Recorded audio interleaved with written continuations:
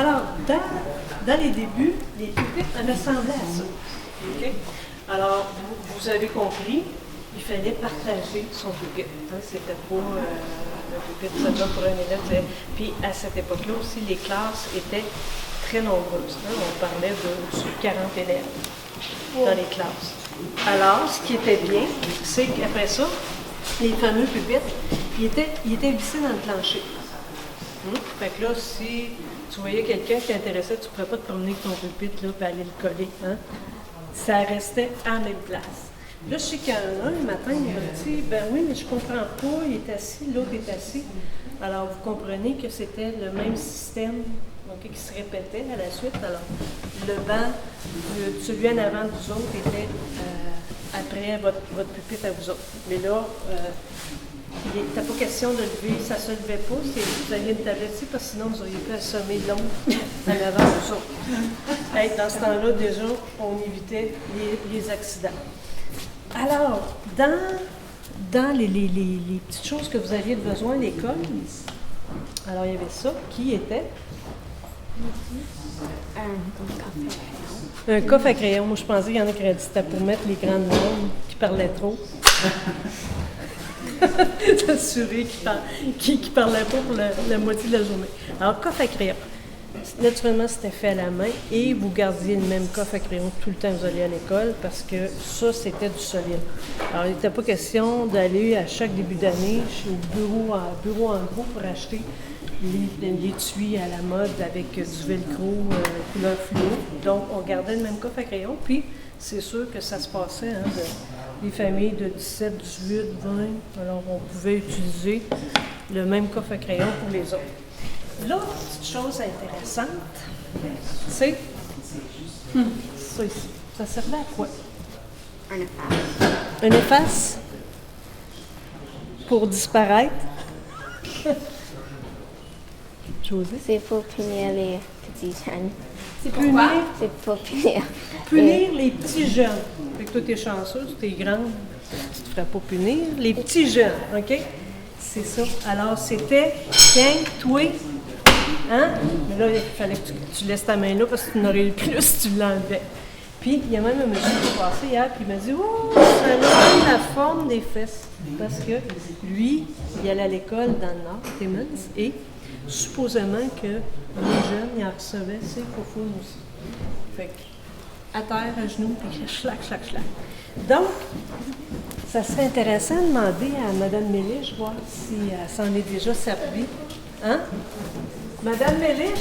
Oui. Est-ce qu'elle s'en est déjà servie, de ça? Une fois. Une fois? Puis combien de temps t'as pleuré après? C'est ça. OK. Ouais. Ah, Mais je dois dire que c'est le papa qui avait qui demandé. m'a dit tu lui donnes le martinet. C'est la seule façon qu'il va. Ce que j'aurais dû dire, c'est monsieur, venez et donnez-lui vous-même. C'est ça que j'aurais dû dire. Oui. Et il y a quelqu'un qui m'a même dit hier, qui est arrivé chez eux et qui avait dit « J'ai eu 10 coups de martinet. » Son père, il a dit « Ah oui, t'en mérites 10 autres. » Alors, à cette époque-là, c'est l'enseignant qui avait raison. OK? On n'obstinait pas. C'était eux autres qui avaient raison. Il n'était pas question de dire « Je vais appeler mon avocat, mes parents m'ont amené en cours. » Hein? C'était pas comme ça. Et pourtant, peut-être qu'il y avait des choses qui étaient injustes, mais on ne questionnait pas. C'était comme ça. À La Fontaine, le premier système de téléphone identique à ça a été installé en 1922. OK? Alors là, la façon que c'était installé, c'est que les lignes téléphoniques étaient par concession. OK? Alors, si je voulais appeler quelqu'un qui vivait dans la même concession que moi, comme là, Mme Nicole est du même bord que moi, de la 16, alors j'aurais pu à cette époque-là l'appeler directement chez elle, sans passer par l'opératrice. Mais supposons chez elle, c'est la ligne on est tous sur la ligne 23, mais 2 grands coups, 2 petits coups. Alors là, j'aurais fait les 2 grands coups, OK, puis les 2 petits coups. Là, elle répond. Ah ben, regardons ça! Il adore ça, les téléphones. Donc, là, on peut se parler directement. Si je voulais appeler quelqu'un dans 18, là j'avais besoin de l'aide de l'opératrice, OK? Alors là, j'actionnais ici la manivelle.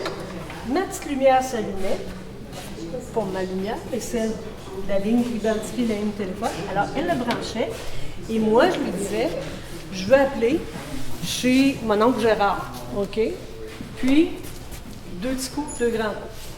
Alors là, c'est elle qui faisait elle me branchait chez mon oncle Gérard, OK? Et là, appelait les 2 grands coups, puis les 2 petits coups, OK? Et là, ça sonnait chez mon oncle Gérard. Mais tout le monde dans la concession entendait le téléphone sonner. Il savait par le nombre de coups à qui c'était destiné l'appel. Et l'opératrice, c'est sûr qu'elle pouvait entendre votre conversation, mais je vais vous confier quelque chose. Est-ce qu'il y en a qui restent dans la 18e concession? Non. Toi? Non. Toi, t'es dans le 17. Oui, t'es dans le 17.